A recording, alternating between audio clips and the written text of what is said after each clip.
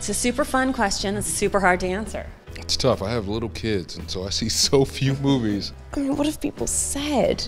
Not to be derivative of what someone else has said, but I'm sort of intrigued. One of my favorite films that's underrated, The Conversation. Well, it's ahead of its time in that it's dealing with surveillance from an analog perspective, whereas we now live in a digital world. But it's, I think it's maybe Coppola's most underrated film. I will say Hostels. I was talking about this earlier. It renewed my faith in movie making and acting, and I left there sort of excited about what I chose to do a long time ago, and thought anew that it could be meaningful.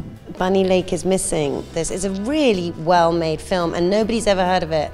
And then I talked about it to Martin Scorsese when I did a film with him, and he was obsessed by this movie. Oh, you know what I love that is not sort of seen as one of his biggest movies is Alice Doesn't Live Here Anymore.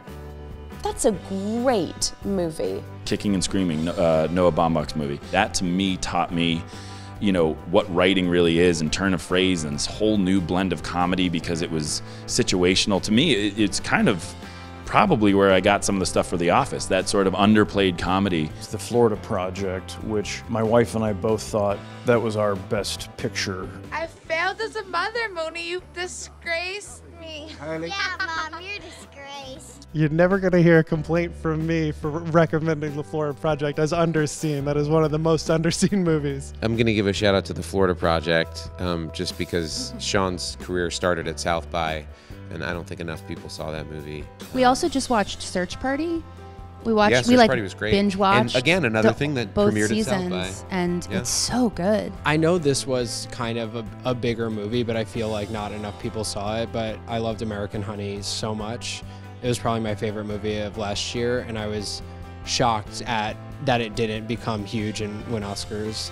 We felt American Honey too. We were talking about American Honey as an amazing film that not enough people got to see. One of my favorite movies is An Unmarried Woman. Good one. Most of my work revolves around New York and showing my experience in New York. And this New York in that film is so inspiring to me because I still see some of it. Do you want to see other women?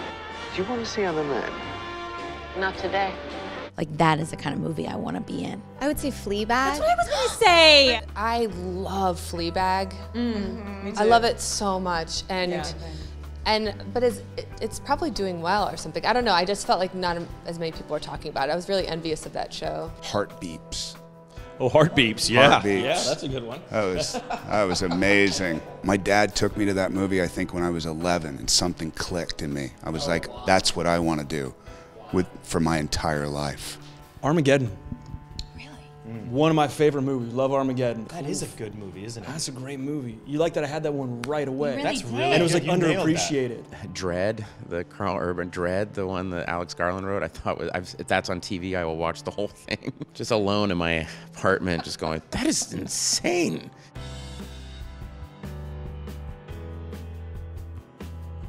I think Rope is underrated. I think people say Rope is not one of Hitchcock's great movies, and I think Rope is pretty damn good. I think that movie's always stuck with me. I think that's a great movie. Jason Blum, he and I were talking yesterday about a film called Hush. It's this great horror film. I just really felt that it deserved more attention. I'd say it's more foreign films that don't get our domestic attention. It's interesting when a genre film like a horror movie gets branded as an art house movie because it's foreign. Because as soon as people see the subtitles, they're like, "Oh, well, that's an art house movie." It's like, no, it's an action film. There must be some New Zealand films that we feel like should have been in the mainstream. Look, I think Thor Ragnarok hasn't had enough. Yeah, I think Thor needs to be attention. seen. I don't think Taika's had enough. Because they haven't made their money back on that yet, and I know that Taika's out of pocket. It's not possible. Well, I would say The Simpsons, underappreciated, underrated, barely seen. I love Monsters University. I've watched it like a good maybe 7 times. The best answer ever. I just saw Fat City again. Yeah, it's not Monsters University, but it holds up.